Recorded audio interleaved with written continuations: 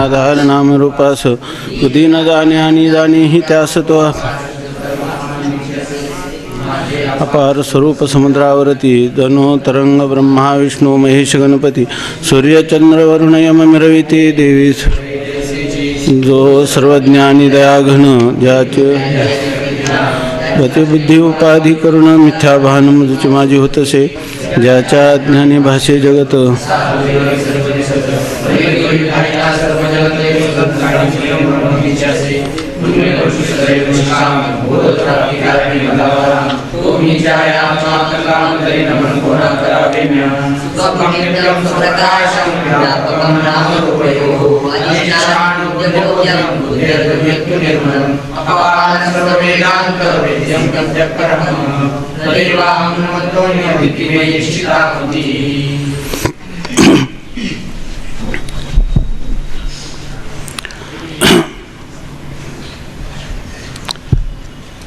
आता आग्रद देवाचं स्वप्न आहे आणि त्या आग्रद देवाचे जे प्रश्न आहेत त्या प्रश्नासाठी श्री व्यासांचं जे वाङ्मय आहे ते वाङ्मय त्याच्या स्वप्नात उपलब्ध झालेलं आहे. त्याचं इथं सांगण्याचं ग्रंथाचं तात्पर्य असं आहे की मनुष्य जीवनामध्ये विशेषतः भरतखंडामध्ये ज्याचा जन्म झाला आहे तोच ह्या वेदांताचा विशेष करून अधिकारी आहे. आणि त्या अधिकाऱ्याचं जीवन कसं असावं तर इथं सांगितलं ना, मंगलाचरण केलेलं आहे तो त्यांनी निष्काम कर्म उपासना केलेली आहे, अंतःकरण शुद्ध झालेली आहे. नंतर त्याला ह्या जगताचं मिथ्यात्व कळलं नाही पण अनित्यत्व कळलेलं आहे, अंतःकरणात वैराग्य निर्माण झालेलं आहे. आणि अशा वेळेला ज्या अंतःकरणात अनेक शंका निर्माण होतात त्या शंकाचं निराकरण करण्यासाठी व्यासांनी ब्रह्मसूत्राचं निर्मिती केलेली आहे. थोडक्यात चांगलं लक्षात ठेवा की आपण जे विचारसागराचं चिंतन करतो किंवा वृत्ती प्रभाकराचं चिंतन करतो हे ब्रह्मसूत्राचं चिंतन आहे. मुख्य जे काही तात्विक तत्वमसी महावाक्याचं निरूपण आहे तर त्याच्यामध्ये सर्व वेदाचं तात्पर्य हे जीव ब्रह्मैक्य ज्ञानद्वारा मोक्षप्राप्तीमध्ये आहे असा जो निर्वाळा दिलेला आहे, असा जो सिद्धांत निसंशय रीतीनं मुमुक्षूच्या बुद्धीवर आरूढ करण्यासाठी व्यास महर्षी प्रवृत्त झालेले आहेत. तेव्हा अगोदर व्यास महर्षी आपण म्हणतो ना नरंचैव नरोत्तमम, काय नारायणं नमस्कृत्य नरंचैव नरोत्तमम देवीं सरस्वतीं व्यासम ततो जयम उदीरयेत. काल त्यांनी मंगलाचरणाच्या देवता सांगितल्या गणेश आणि सरस्वती. त्याप्रमाणे आपण जेव्हा ह्या गुरुपरंपरेमध्ये किंवा शास्त्रचिंतन करतो तेव्हा आपण म्हणतो शंकरम शंकराचार्यम केशवम बादरायणम सूत्रभाष्यकृतौ वंदे भगवंतौ पुनः पुनः. याचा अर्थच असा आहे भगवान शंकर हे शंकराचार्यांचं रूप आहे आणि भगवान विष्णू हे आपलं व्यास हे भगवान विष्णूंचं रूप आहे. म्हणजे ह्या ज्या नातरी आदिगुरु शंकरा लागोनी शिष्य परंपरा किंवा भगवान शंकरापासून ही अध्यात्माची परंपरा चालत आलेली आहे. किंवा दुसरी परंपरा आहे ती आहे भगवान हंसरूपे ब्रह्मा उपदेशी श्रीहरी. तर या ठिकाणी भगवान श्रीहरी परमात्म्याची परंपरा ती कोणाची परंपरा आहे? व्यासांची परंपरा. व्यास हे साक्षात व्यासस्तु भगवान स्वयं, स्वतः भगवंतच व्यासांच्या रूपाने आलेले आहेत. तेव्हा आपल्या जीवनातले सगळे प्रश्न सोडवायचे असेल तर आपल्याला मूळ वाङ्मय वेदवाङ्मय, त्या वेदवाङ्मयाचा अर्थ करण्यासाठी म्हणजे त्याच्यामध्ये वेदाचा सारांश प्रस्तांत्र आहे महाभारताचं असणारं जे श्रीमद भगवद्गीता व सर्व वेदांचं असणारी दशोपनिषदे जे उदारे ज्ञान मकरंदे ते काही दशोपनिषद आणि श्रीमद भगवद्गीता आणि ब्रह्मसूत्र की ज्या वेळेला आपण वेदाचं संपूर्ण चिंतन करतो आणि आपल्याला ज्या ज्या शंका निर्माण होतात म्हणजे ज्या प्रमाण संभावना आपल्या अंतःकरणात उत्पन्न होतात ती प्रमाण संभावना किंवा प्रमेय संभावना ती प्रमेय संभावना दूर करण्यासाठी पहिला जो अध्याय आहे ना तो समन्वय अध्याय आहे. दुसरा अध्याय आहे तो अविरोधाध्याय. तिसरा अध्याय साधनाध्याय आणि चौथा अध्याय फलाध्याय आहे. तर याच्यामध्ये आपल्याला प्रमेयाविषयी शंका आल्या तर मननाच्या रूपाने हा दुसरा अध्याय उपयोगी पडतो. साधना करायची म्हटलं तर तिसरा अध्याय ब्रह्मसूत्राचा उपयोगी पडतो. आणि प्रमाणा संभावना असेल तर वेदाचं तात्पर्य काय आहे, वेदांताचं उपनिषदांचं तात्पर्य सांगणारा हा समन्वय अध्याय पहिला अध्याय आहे. आणि शेवटचं याचं फल सांगणारा किंवा जीवनमुक्तीचं वर्णन करणारा हा फलाध्याय आहे. तर या रीतीनं ह्या व्यासांचं आपल्या जीवनामध्ये आणि शंकराचार्यांचं इतकं महत्त्व आहे जिज्ञासूच्या जीवनात की जिज्ञासूला होणाऱ्या कोणत्याही शंका ब्रह्मसूत्राने निवृत्त होतील व्यासांच्या कृतीतून. परंतु जर त्याचंही आपल्याला अर्थाचं स्पष्टीकरण झालं नाही तर त्या व्यासांचंच दुसरं स्वरूप किंवा भगवान विष्णूचं दुसरं स्वरूप काय आहे, भगवान महादेव किंवा महादेवाचं दुसरं स्वरूप काय आहे, भगवान विष्णू. हरिहरा भेद नाही करू नये वाद. आणि हे दोन्ही अवतार जे आहे जगातील अज्ञानाचा अंधकार निवृत्त करण्यासाठीच साक्षात सच्चिदानंद ब्रह्माने हे विग्रह धारण केलेले आहेत भगवान शंकर आणि विष्णूंच्या रूपाने. आणि तेच जगत कल्याणासाठी व्यासांच्या आणि श्री शंकराचार्यांच्या रूपाने आलेले आहेत. अशा प्रकारचं आपल्याला जर जीवनामध्ये मोक्षापर्यंत जायचं असेल तर आपल्याला भाष्य आणि सूत्र, ब्रह्मसूत्र आणि भाष्य, त्यापैकी गीता भाष्याचं आपलं चिंतन चालू आहे. भाष्याच्या आधारे बोलले कोण, भगवान विष्णू, आणि अनुवाद कोणी आपलं भाष्य कोणी केले, भगवान शंकरांनी. तर त्याच्यामुळं आपल्याला कोणत्याही प्रकारची त्रुटी शंका राहणार नाही अशा प्रकारची स्थिती आहे. तेव्हा एक लक्षात घ्यायचं की आपल्या जीवनात आपल्याला ब्रह्मसूत्राचं कधीतरी चिंतन करायचं.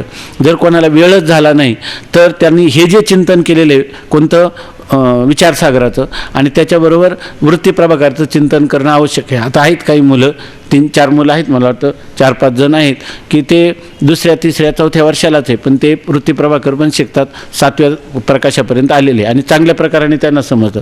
चांगल्या प्रकाराने म्हणजे आमच्यापेक्षा त्यांचा जास्त प्रवेश आहे. त्याचं कारण त्यांचं सातत्य आहे ना, परीक्षेच्या निमित्ताने याचं सातत्य, प्रक्रिया त्यांच्यासमोर असतात. शंका करणारे तेच जास्त आहेत, आहे की नाही. याचा अर्थ आहे की हे वृत्तीप्रभाकरण हे केलं आणि आपल्याला संस्कृत भाषेचं ज्ञान कमी असलं किंवा आपल्याला पुढच्या भावी जीवनामध्ये काही वेळ मिळाला नाही, आपल्याला जगत कल्याणाची जबाबदारी किंवा घरगुती जबाबदारी पडली तरीसुद्धा आपल्याला निश्चंकरीतीनं आपल्या परमार्थाची साधना करता येईल अशा प्रकारचा हे 2 ग्रंथ आहेत. आणि त्याच्याबरोबर आपण ज्ञानेश्वरी आणि अमृतानुभवाचं चिंतन किंवा हे गीता भाष्यादिकाचं केलं तर आपण आपलं जीवन जे आहे ते कालक्रमानं आपण आध्यात्मिक साधक म्हणून शेवटपर्यंत करू शकतो. तर आपण हे करत असताना या ठिकाणी सांगितलं की व्यासांच्या कृती असं सांगितलं ना, ही भगवान व्यासांची ही कृती आहे. तर त्या कृतीमध्ये आग्रदेवाला स्वप्नात जेव्हा हे सगळं झालं की हे संसार अनित्य मिथ्या त्याला कळला नव्हता, परंतु मिथ्यात्व कळून घेण्यासाठी तद्विधी प्रणिपातेनं परिप्रश्नेनं शेवया व्यासांना तो शरणागत झालेला आहे. आग्रदेव आपलं श्रीगुरूंना शरणागत झालेला आहे. तर आता श्रीगुरू तरी काय करतात, सत्शास्त्राच्या माध्यमातूनच सांगतील ना, म्हणजे ब्रह्मसूत्राच्या माध्यमातूनच. आता त्याची गाडी कुठपर्यंत आले, ह्या विषयांच्या ठिकाणी दुःख आहे, पारतंत्र्य आहे, ते विषय अत्यंत दोष सहित आहेत आणि त्याच्यामध्ये अनित्यता आहे. हे सगळं कळल्यानंतर हे सर्व कळूनही मनुष्याला समाधान होत नाही, कारण विषयांचं स्वरूप सदसद विलक्षण अनिर्वचनीय आहे. त्याचं अधिष्ठान तेच सत्य आहे, ब्रह्मचैतन्य सत्य आहे आणि ते ब्रह्मचैतन्यच माझं आत्मचैतन्य आहे. हा बोध जोपर्यंत होत नाही तोपर्यंत मनुष्य पूर्णपणे काय होत नाही, मोकळा होत नाही. मोकळा होत नाही म्हणजे मुक्त होत नाही आणि कुठं जीवन मुक्त होत नाही, नाही की नाही. त्याला याच्यासाठी हे सगळं चिंतन अत्यावश्यक आहे आणि त्याला अनुसरूनच या ठिकाणी ह्या आग्रदेवाला स्वप्नात 3 प्रश्न निर्माण झाले. म्हणजे थोडक्यात हे 3 प्रश्नचं जे उकल करायचं, 3 प्रश्नाचा जो उलगडा किंवा त्या शंकांचं समाधान करायचं, ते सर्व शंकांचं समाधान हे वेदांताची जी प्रक्रिया आहे त्या प्रक्रियेतून आता ते सांगणार आहे. म्हणून जो आग्रदेव स्वप्नात श्रीगुरूंना शरण गेला आणि त्यांनी प्रश्न विचारले, ते प्रश्नही अशाच प्रकारचे विचारले की मुमुक्षूच्या जीवनात कोणते प्रश्न निर्माण होतात आणि त्या प्रश्नाची श्रीगुरू कशी या प्रकारची सोडवणूक करतात, असाच हा तरंग आहे आता पुढं चालणार. याची ही एक दिशा लक्षात घ्यायची आणि मग आता अग्रदेवाचे 3 प्रश्न व त्यांचे कारण. अग्रदेवाला 3 प्रश्न उत्पन्न झाले आणि ते प्रश्न काय कारणाने उत्पन्न झाले त्याची मांडणी या ठिकाणी तो करतो. त्या 3 प्रश्नाची, त्या प्रश्नामध्ये अनेक पोट प्रश्न आहे. हे सगळे प्रश्न आपल्याला कळले आणि त्या प्रश्नाचे पोट प्रश्न आपल्याला कळले की आपल्याला उत्तर कळायला वेळ लागणार नाही, म्हणून चांगलं समजावून घ्या. जणू काही हे प्रश्न कोणाचे आहेत? आता अग्रदेवाचे एक आपलेच आहे, ते आपलेच आहे.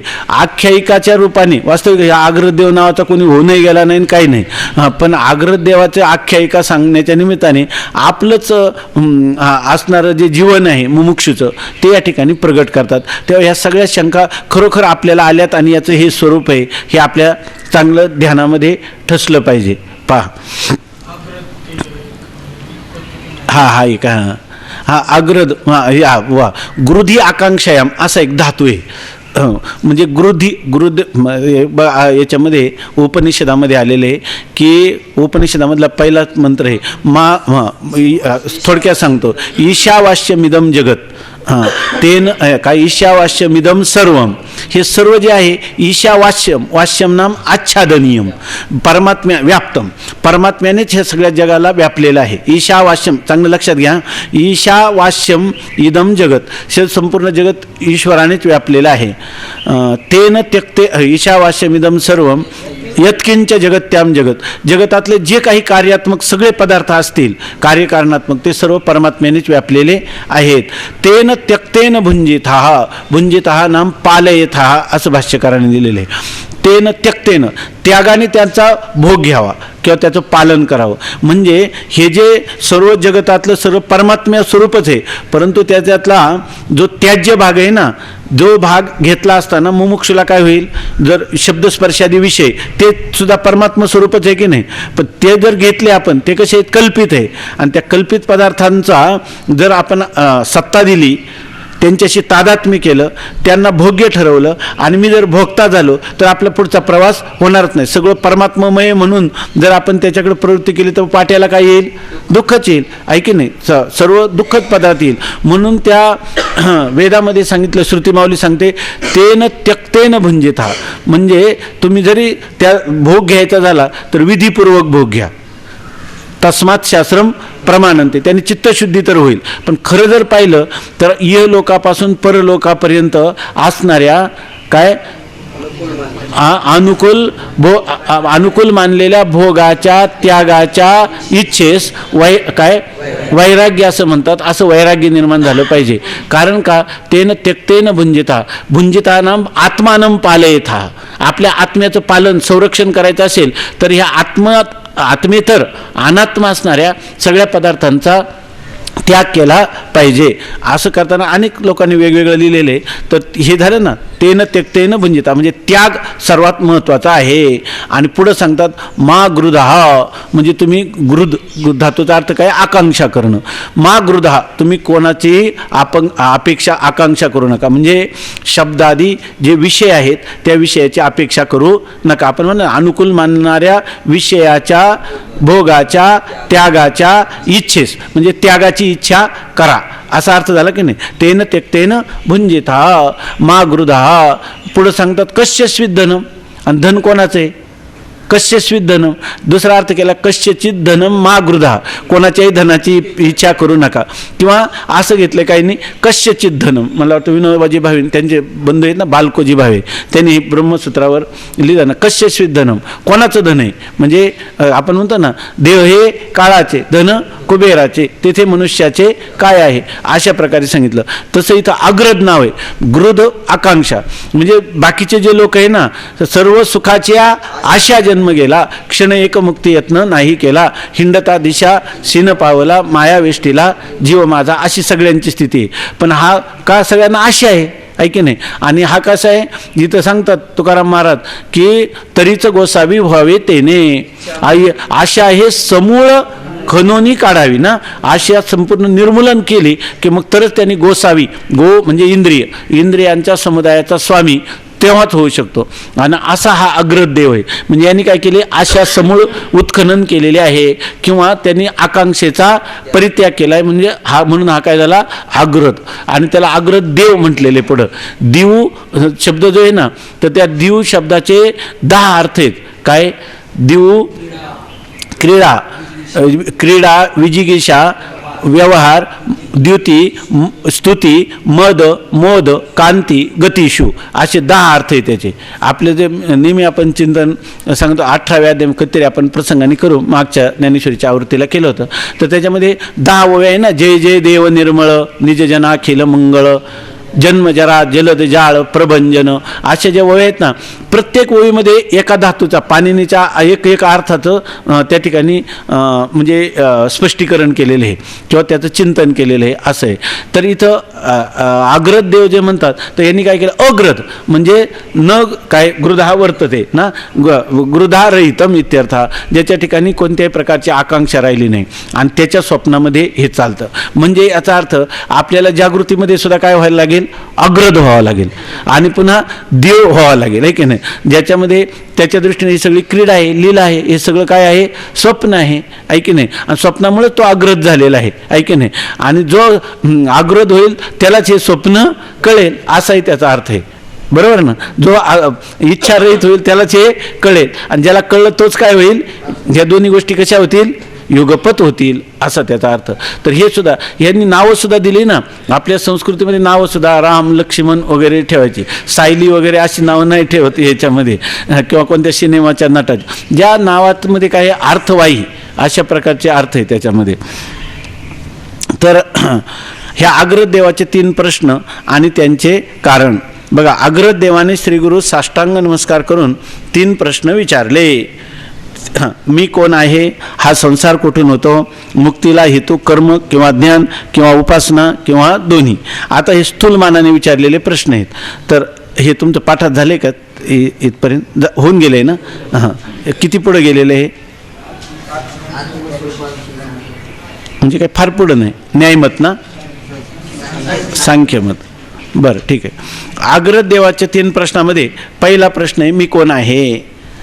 म्हणजे मुमुक्षुने काय काय चिंतन करावं, तर त्यांनी श्रीगुरूंच्या जवळ गेलं तर हेच चिंतन करावं का मी कोण आहे नेमका, मी कोण, काय कोहम कथम इदम जातम, मी कोण आहे, हे सृष्टी कथम इदम जातम, ही सृष्टी किंवा हे जगत कसं उत्पन्न झालं, कोवई कर्तास्य विद्यते, ह्या जगताचा कर्ता कोण आहे, आणि उपादानम किमस्तिह, ह्या जगताचं उपादान कारण कोण आहे, विचारो स्वयं ईदृशा, अशा प्रकारचा हा विचार आहे. म्हणजे यालाच विचार म्हणायचं.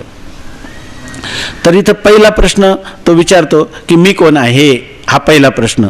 नंतर दुसरा प्रश्न, कथम इदम जातम, हा संसार कुठून उत्पन्न होतो.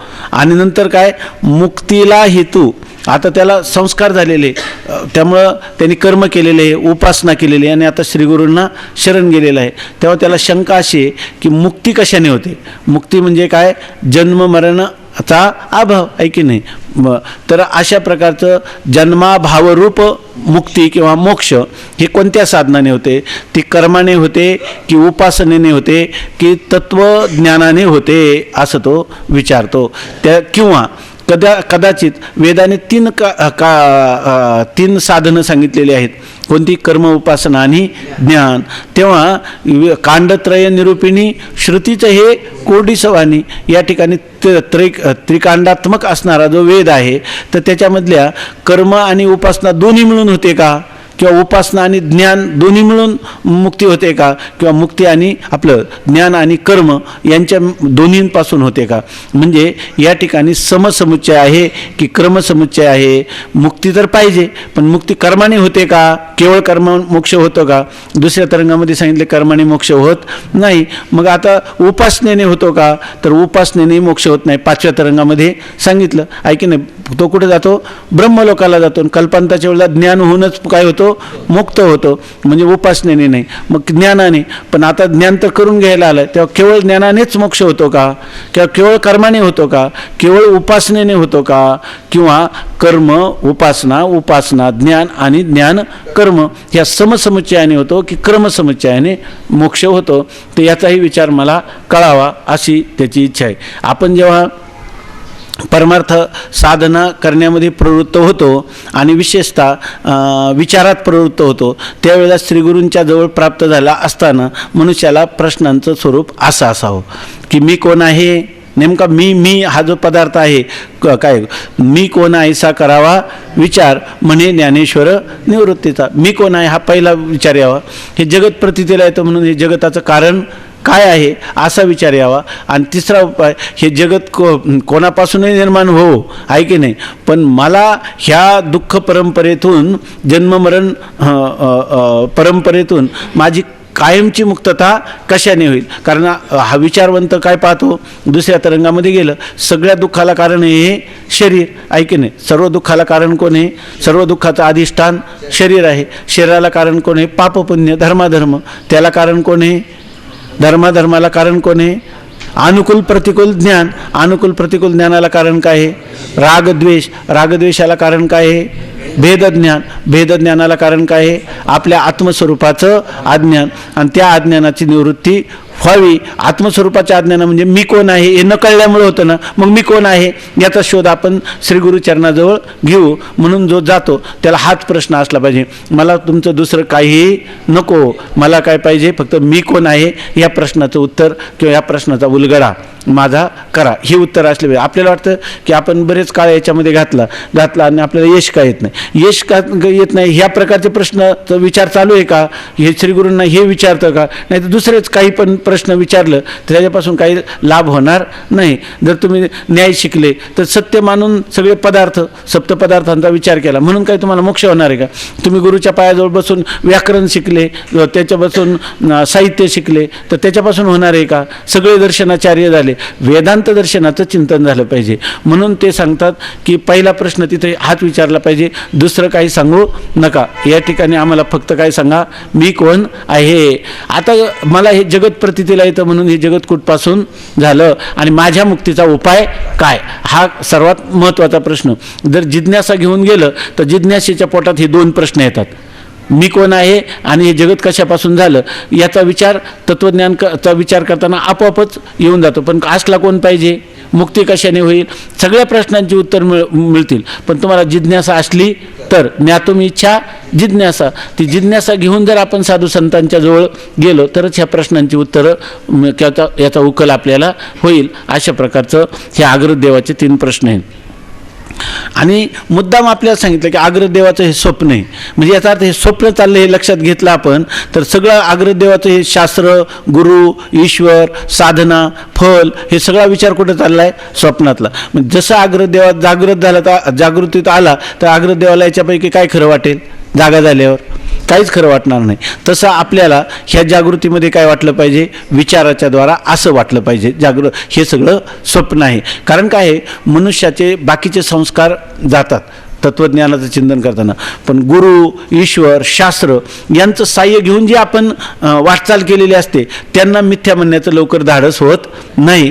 तेव्हा हे सुद्धा सगळे मिथ्या ठरलेच पाहिजेत, आहे की नाही. अधिष्ठान म्हणजे केवळ त्यांना मिथ्या ठरवण्यासाठी परमार्थ नाही, अधिष्ठानाचं ज्ञान करून घेण्यासाठी आहे. पण अधिष्ठानाशी तुम्हाला समरस होताना ह्या सगळ्या गोष्टी तुम्हाला बाजूला टाकाव्या लागतील. जसं त्यांनी सांगितलंय, नाथ महाराजांनी उदाहरण दिले की एखादा मनुष्य, आता इकडे येताना आपण पूर्वी तांगे होते घोड्याच्या, आता आपण रिक्षा करून येतो. नाथ महाराजांनी उदाहरण दिले की आपण ज्यावेळेला त्या घोड्याच्या तांग्याने काय एक ओवी नाथ महाराजांची, भाडियाचे घोडे निजधामा अनिता रोकडे, आहे की गेले कोणीकडे हेही पुढे स्मरेना तो. आता मध्ये तो जलप्रलय झाला तेव्हा ते लोक घोड्याने जात होते त्या केदारनाथाला, गेले आणि एका माणसाला खाली पोहोचवलं, त्याच्या जागेवर तो आपल्या स्थानी निघून गेला.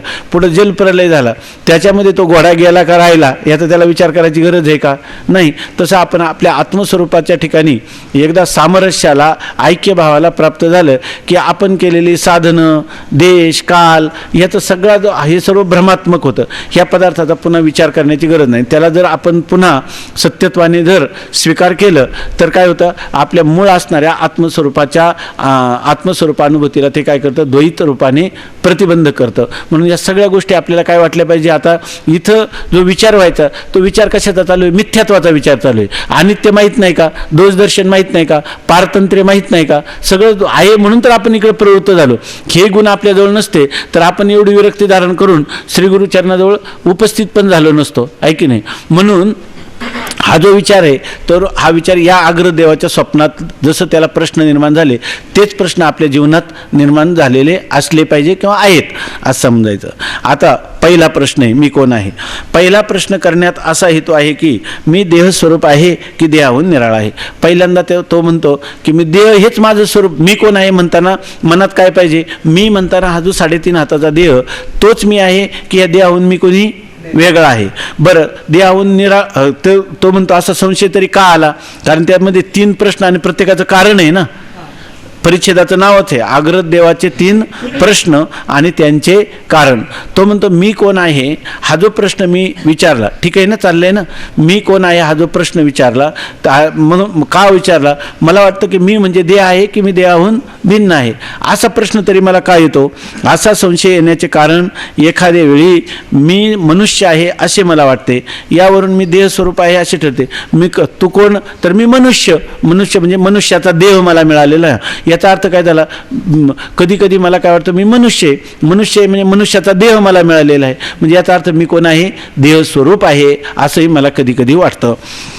मी देहस्वरूप आहे असे ठरते. बरे, मी देहस्वरूप आहे असे म्हणावे तर एखाद्या वेळी हे माझे शरीर आहे असे वाटते.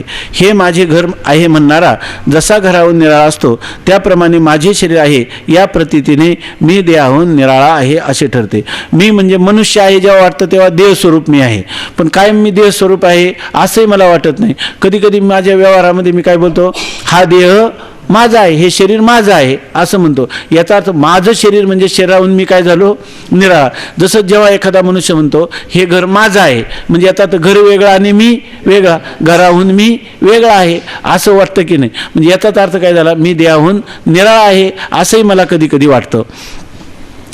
या परस्पर विरुद्ध प्रतीतीमुळे मी कोण आहे असे विचारले. म्हणजे मला कधी मी प्रश्नसुद्धा विचारला नसता, मला संशय निर्माण झाला म्हणून प्रश्न विचारला. माझ्या जीवनामध्ये कधी कधी मी मनुष्य आहे असं वाटतं तेव्हा मी देहाला मी म्हणतो, आणि हा देह माझा आहे असं म्हणतो तेव्हा मी देहाहून भिन्न वाटतो. तेव्हा म्हणून माझा अहम पदस्य का अर्थ, मी या पदाचा नेमका अर्थ देह आहे की देहाहून भिन्न आहे असं मला वाटतं. मी देहाहून निराळा आहे असे ठरते. या परस्पर विरोधी प्रतीतीमुळे मी कोण आहे असे विचारले. या दोन्ही परस्पर विरोधी प्रतीती आहे का नाही, एकदा देह मी आणि एकदा मी देहाहून भिन्न, देह मी नाही आणि एकदा देह मी आहे अशी विरुद्ध परस्पर प्रतीती येत असल्यामुळं मला प्रश्न विचारावा वाटला. देहाहून भिन्न असलो तर करता आहे की अकर्ता आहे. समजा ह्या देहाहून जर मी भिन्न असेल, मी एकतर मी देह आहे किंवा देहाहून भिन्न आहे. समजा मी देहाहून भिन्न असलो तर देहाहून भिन्न असणारा मी काहीच करत नाही, करवित नाही असा अकर्ता आहे का मी सगळ्यांचा करता आहे. याच्यातून काय आत्मा करता आहे का, देहाहून भिन्न असणारा देहाहून भिन्न असेल तर मी देहाहून भिन्न नाही म्हणजे मी म्हणजेच आत्मा, म्हणजे आत्मा देहाहून भिन्न असेल तर तो आत्मा काही करतो का, म्हणजे तो करता आहे का, किंवा तो काही करीत नाही, असंग निर्विकार आहे. तो हाही मला मी कोण आहे याच्या पाठीमागं हाही माझ्या म्हणण्याचा अर्थ आहे की देहाहून जर मी भिन्न असेल, पहिला प्रश्न काय, मी देह आहे का देहाहून भिन्न, पण देहाहून भिन्न मी असेल तर देहाहून भिन्न असणारा मी करता आहे की अकर्ता आहे. बरं, म्हणे अकर्ता आहे. अकर्ता असलो तर सर्व शरीरामध्ये एकच आहे किंवा नाना अर्थात अनेक आहे. बरं, मी अकर्ता आहे.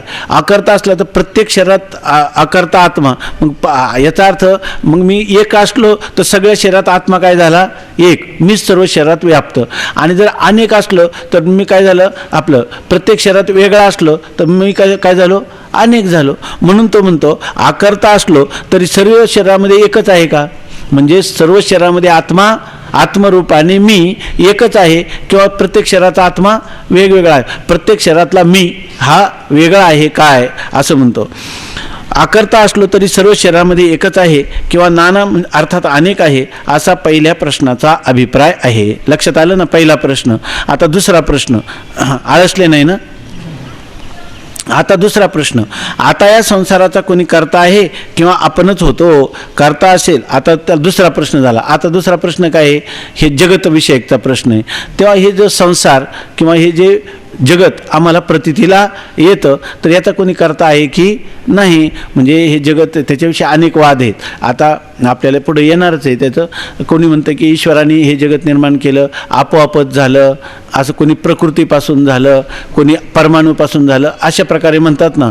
म्हणून ते म्हणतात या संसाराचा कोणी करता आहे किंवा आपणच होतो. या संसाराचा कोणी करता आहे का संसार आपोआपच होतो, स्वाभाविकच होतो. मिऱ्याच्या ठिकाणी तिखटपणा कोणी निर्माण करावा लागतो का, साखरेच्या ठिकाणी माधुर्य कोणी निर्माण करावं लागतं. तसा संसार हा आपोआपच होतो. बाकीचा विचार आपला नेहमी चालूच असतो, त्याचा काही विस्तार करीत नाही. संसाराचा कोणी करता आहे किंवा आपणच होतो, म्हणजे स्वाभाविकच हा निर्माण होतो. आता तुम्ही म्हणाल अहो स्वाभाविक कसा होईल, त्या कोणतंही जगदरूपी कार्य म्हणलं की त्याच्या पाठीमागं कारण असतं, म्हणजे याचा अर्थ जगदरूपी कार्याचा कोणीतरी करता आहे असं मानावं लागेल. तर आता तो म्हणतो करता असेल तर जीव की ईश्वर.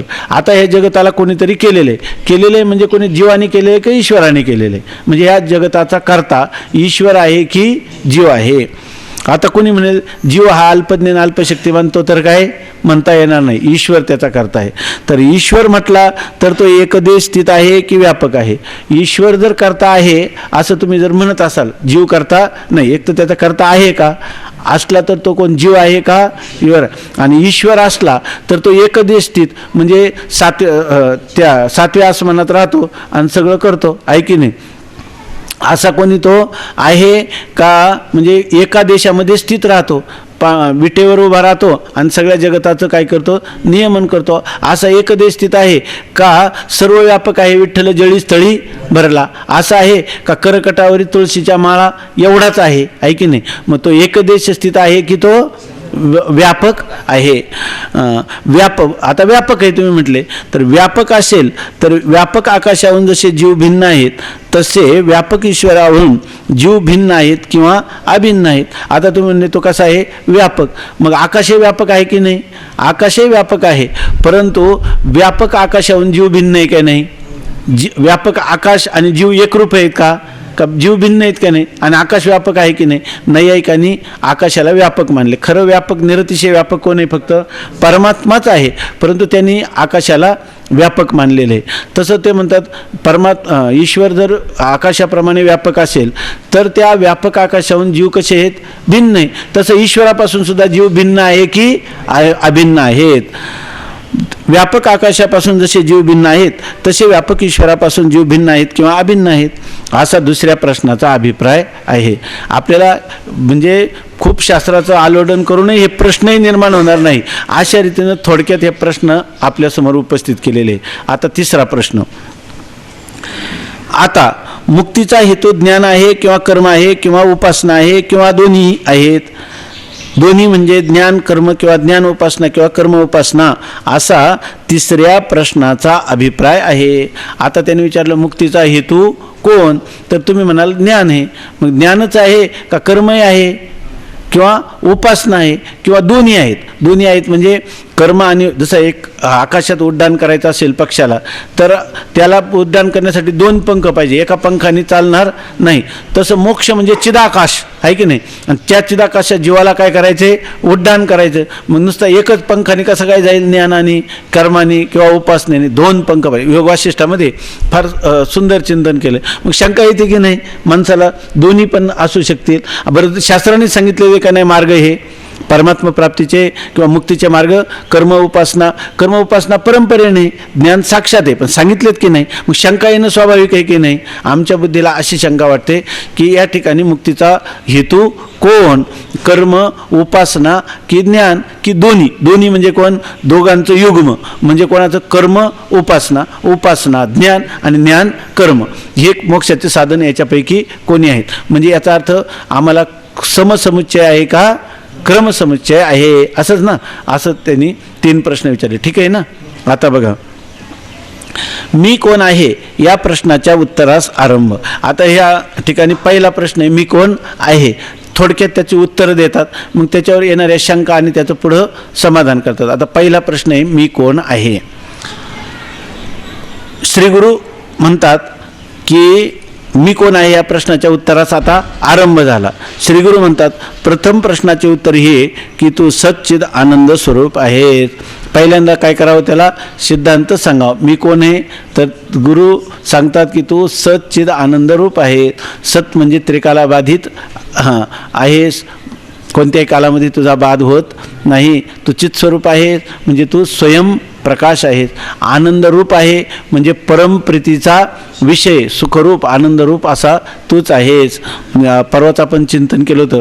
रमण महर्षींना काही शंका विचारा, ते काय सांगायचे, तू ब्रह्म आहेस, तू सच्चिदानंद स्वरूप आहेस, म्हणजे त्याला हे सांगायचे. शंकांची उत्तर का द्यायचे नाही. त्याच्यातून काय म्हणायचे ते की त्यांनी अनेक शंका विचारल्या तर त्याच्या मनोरंजनाचं फक्त एक काय झालं, साधन. कारण त्याला काही करायचं नाही, काही अनुभूती घ्यायची नाही. आपण शिकलेले जे शास्त्र आहे त्या शास्त्राचं प्रदर्शन त्याला त्या ठिकाणी करायचं. तेव्हा त्याची उत्तर देण्यापेक्षा आपण त्याचं कल्याण व्हावं म्हणून काय सांगावं, तू सच्चिदानंद रूप ब्रह्म आहेस असं सांगावं.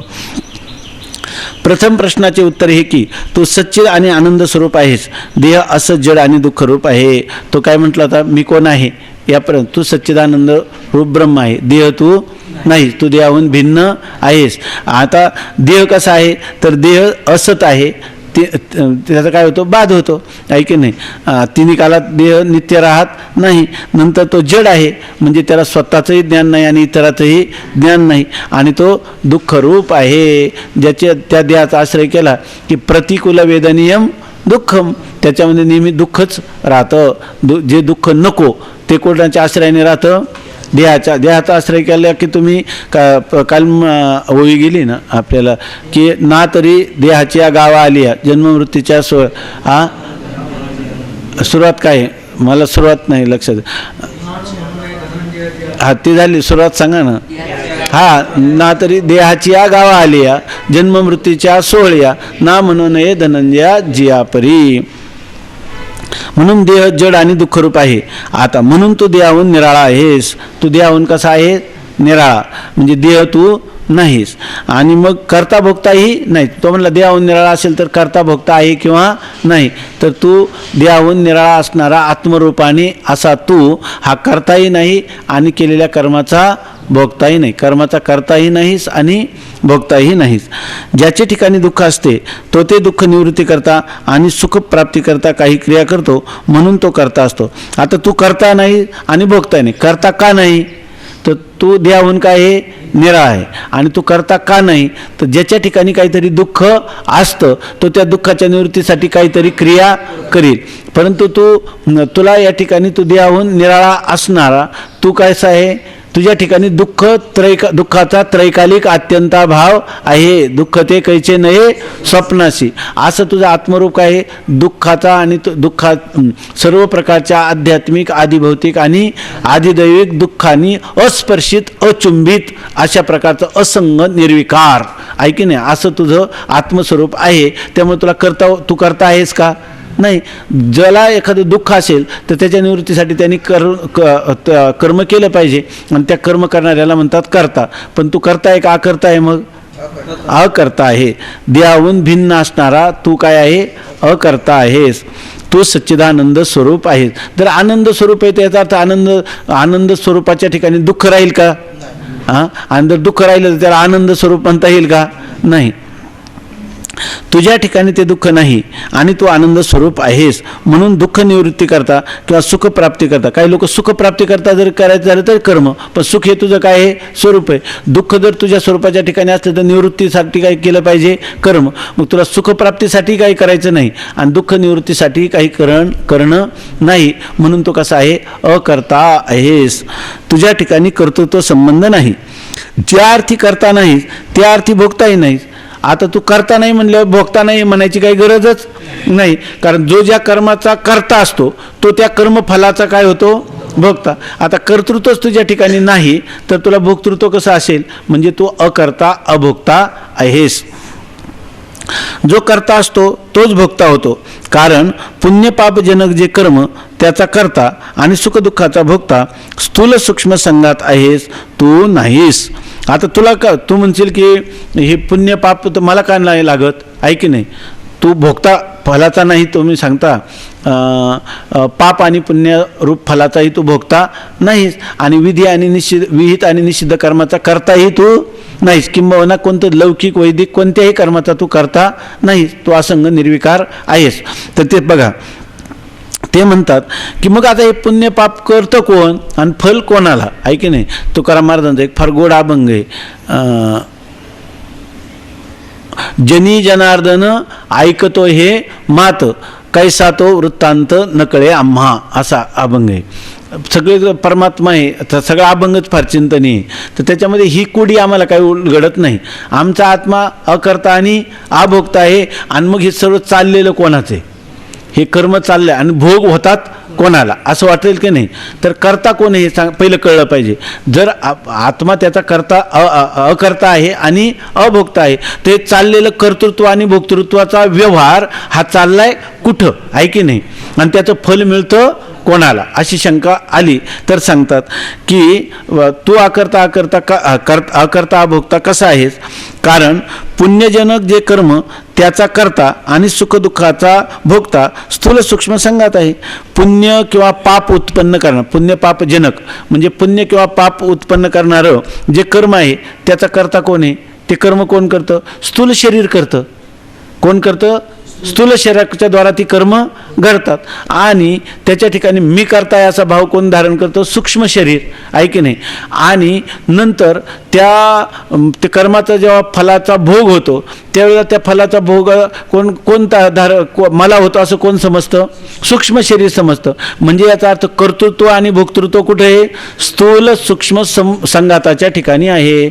मी स्थूल शरीर आहे का? हां, हो जड आहे, पण त्याच्यामध्ये सूक्ष्म स्थूल शरीर जेवढं जिवंत असताना कर्म करताना जिवंत तर आहे की नाही? आहे ना. मग स्थूल शरीर जेव्हा जिवंत असतं तेव्हा सूक्ष्म शरीराच्या आश्रयानेच राहतं की नाही? आणि चांगलं लक्षात घ्या. आणि सूक्ष्म शरीर हे सत्वगुणाचं कार्य आहे की नाही? बरोबर आहे ना? मायेच्या सत्वगुणाचं कार्य आहे. त्याच्यामध्ये आत्म्याचं प्रतिबिंब पडतं की नाही? चैतन्याचं प्रतिबिंब पडतं की नाही? मग चैतन्याचं प्रतिबिंबाच्या ठिकाणी कर्तृत्व किंवा भोक्तृत्वाचा अभिमान असू शकतो की नाही? हा, पण अभिमान धारण केला तो प्रतिबिंबाने केला का मूळ बिंबाने केला? प्रतिबिंबाने केला. तो वास्तव आहे का भ्रमात्मक आहे? मग भ्रमात्मक त्यांनी केलेल्या तादात्म्याचा म्हणजे तादात्म्याचा परिणाम त्याचं जे मूळ बिंब आहे त्या बिंबावर होईल काय? नाथ महाराजांनी उदाहरणं दिले की एकच सूर्य आहे, त्याचं प्रतिबिंब जे आहे ते चंचल पाण्यामध्ये पडलं, गढूळ पाण्यामध्ये पडलं आणि स्थिर आणि स्वच्छ पाण्यामध्ये पडलं. बरोबर आहे ना? तीन पाण्यामध्ये पडलं की नाही? एक हालतंय, एक गढूळ आहे, एक स्वच्छ, जणू काय आकाशातला सूर्यच खाली आलेला आहे. हा सगळा व्यवहार होत असताना मूळ बिंब सूर्य, बिंबरूप सूर्य, त्याच्या ठिकाणी कोणता व्यवहार घडतो? ते मलिन होतं का ते हालतं त्याच्यामध्ये, का ते स्वच्छ रूपाने खाली येतं, का काहीच व्यवहार घडला नाही? त्याच्या वाचून घडला नाही का त्याच्या ठिकाणी घडला नाही? त्याच्या वाचूनही घडला नाही आणि त्याच्या ठिकाणीही घडला नाही, अशी स्थिती आहे की नाही? लक्षात आलं ना? ही सगळी संगती आपण अगोदर पाहिलं ना. अंतःकरण हे काय ते सत्वगुणाचं कार्य आहे. मग सत्वगुणामध्ये प्रतिबिंब ग्रहणाची योग्यता आहे की नाही? संगती लागेल की नाही? प्रकृती करी कर्मे ती म्या केली म्हणे भ्रमी. प्रकृती सगळी कर्म करते आणि हा भ्रमाने काय म्हणतो? मी केली असं म्हणतो. कारण लक्षात घ्या, कारण पुण्यपापजनक जे कर्म त्याचा कर्ता आणि सुखदुःखाचा भोगता स्थूल सूक्ष्म संघात आहे, तू नाहीस म्हणजे आत्मा नाही. तू संघाताचा साक्षी आहे. हे सगळे कर्म घडतात, कर्मफल भोगतात, याचा सगळ्याचा तू काय आहे? साक्षी आहेस. म्हणून एकच आहे. आणि सगळी कर्म घडतात, अनेक प्रकारची कर्म घडतात, मोडतात आणि त्याच्यामध्ये तू त्याचा काय आहे? साक्षी आहे. आणि सगळ्यांचा तू साक्षी म्हणजे तू एकरूप आहे का? तुझ्यातही बदल झाले. अनंत बुद्धीचे तरंग रंग क्षणक्षणा पालटती रंग, असं जे चाललंय हे कुठं चाललंय? स्थूल सूक्ष्म संघाताच्या ठिकाणी चाललंय. आणि ह्या सर्वांचा द्रष्टा तू आहे, आहे की नाही? मग तो तुझ्यामध्ये विकार झाला का? ज्या अर्थी तो द्रष्टा झाला त्या अर्थी एक दृग्दृश्य विवेक आहे. जर आपल्याला थोडा वेळ राहिला तर एक 15-20 दिवसाचं चिंतन आहे, आपण कधीतरी पाहू. याच्यामध्ये दृग्दृश्य विवेक म्हणून कोणी विद्यारण्य स्वामींचं म्हणतात, कोणी भाष्यकारांचं म्हणतात, पण फार थोडेच श्लोक आहे, पण मनुष्याला एकदम निश्चिंत होण्यासारखे आहेत. तर त्याच्यामध्ये एक सिद्धांत सांगितला, द्रष्टा कधी दृश्य होत नाही आणि दृश्य कधी द्रष्टा होत नाही. द्रष्टा कधी दृश्य, तुम्हाला हे कळतंय ना सगळं चाललेलं स्थूल सूक्ष्म संघात, मग तुम्ही द्रष्टा आहे का? तुम्ही त्या द्रष्टा आहे का? ते दृश्य आहे. तुम्ही द्रष्टा आणि ते दृश्य आहे. मग दृश्य कधी द्रष्टा होईल का? आणि द्रष्टा कधी दृश्य होईल का? द्रष्टा जर दृश्य झाला तर ते कळेल कोणाला? ते कळेल कोणाला? म्हणजे याचा अर्थ तुम्ही कधीच द्रष्टा कधी दृश्य होत नाही. मग आता हे सगळ्या संघाताचा साक्षी तू आहेस. मग याचा अर्थ तो काय आहे? तुझ्यामध्ये बदल होतो का? तुझ्यामध्ये परिवर्तन परिणाम काही होतो का? नाही. म्हणजे तू जसाच्या तसाच राहतो. म्हणजे तू कसा साक्षी कसा आहे? असंग निर्विकार आणि एकरूप. आणि हे आले गेले म्हणजे हे आगमापायी आहेत, पण त्यानंतर येण्याच्या अगोदरही तो आहे, गेल्यानंतरही आहे, स्थिती कालातही आहेस. म्हणजे तू नित्य आहेस. तू संघाताचा साक्षी आहे म्हणून एक आहेस, नाना नाहीस. मग आत्मा एक आहे का नाना? एकच आहे. जर आत्माच करता भोगता मानला तरच त्याच्या ठिकाणी नानात्व अनेकत्व येईल. आता जर एक तुम्ही म्हणा नानात्व यायला पाहिजे, कधी येईल नानात्व? जर आत्मा जर करता मानला तर तुमच्या शरीराने केलेली कर्माचा करता तो आत्मा, दुसऱ्या शरीराने केलेल्या कर्माचा तो आत्मा. म्हणजे शरीर नाना, आत्मा नाना आणि त्याच्याविषयीचे कर्तृत्व धरणारे सुद्धा नाना. म्हणजे ते आत्मा काय होतील? आत्मा नाना होतील. पण कधी आत्मा करता मानला तर नाना होईल, पण आत्मा जर अकर्ता अभोक्ता मानला तर नाना मानण्याची आवश्यकता आहे का? नाही. आत्माच करता भोक्ता मानला तरच त्याच्या ठिकाणी नानात्व किंवा अनेकत्व येईल. कारण कोणी सुखी कोणी दुःखी आहेत.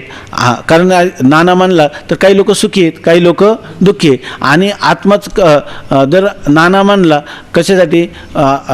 सुखदुःखाची संगती सांगणार. कोणी सुखी आहेत कोणी दुःखी आहेत. आणि सुखदुःख हे कोणाचे धर्म आहेत? आत्म्याचे. मग काही लोक काही सुखी काही दुःखी, मग काही सुखी आत्मा काही दुःखी आत्मा. म्हणजे आत्मा काय म्हणावं लागेल? नाना म्हणावं लागेल. पण कर्तृत्व भोक्तृत्व मानलंच नाही तर मग आत्म्याला नाना मानण्याची गरज आहे का?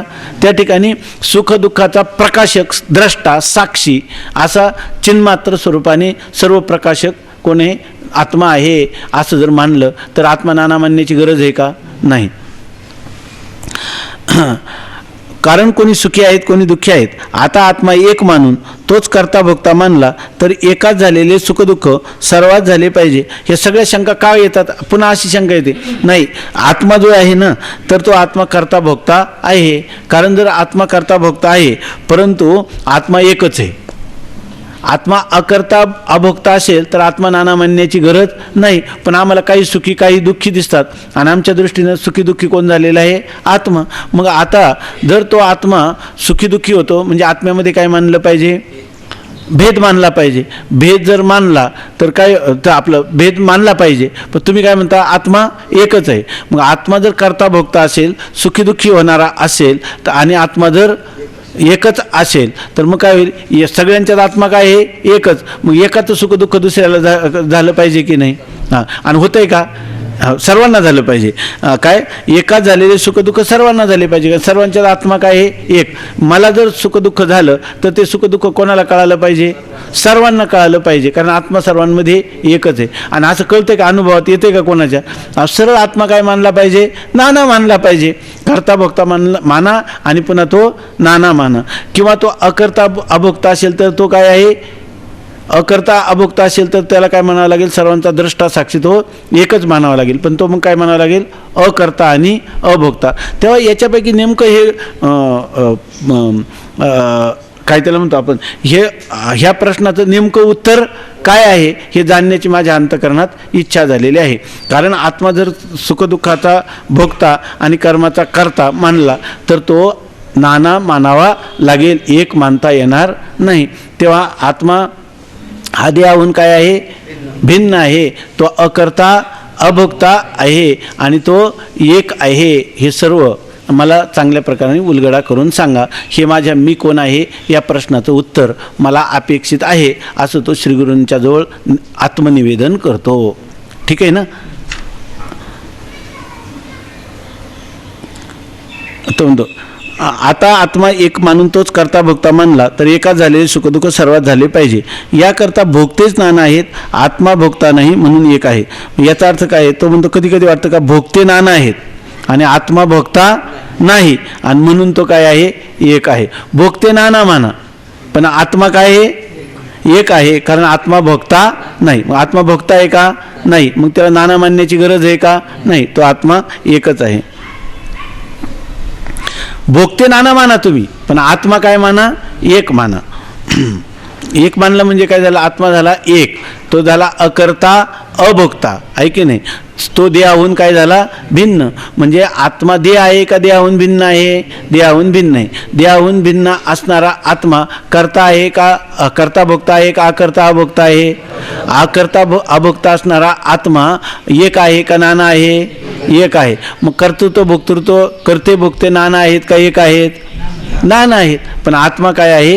एकच आहे. असं त्याचं म्हणजे त्यांनी प्रश्न विचारण्या पाठीमागं एवढं चिंतन त्याला निस्संदेह करण्याच्या रीतीनं श्रीगुरूंनी ह्या प्रश्नाविषयी मला निसंशय करावं, माझ्या प्रश्नाचा पूर्णपणे उकल करून दाखवावा असं त्याला अपेक्षित आहे. आता हे सगळं जे तो म्हणतो ना एवढे प्रश्न, तर तो काय असा सहज आला, शाळा कॉलेज सुटलं, आळंदीला आला बसला लगेच शिकायला लागला असं नाही.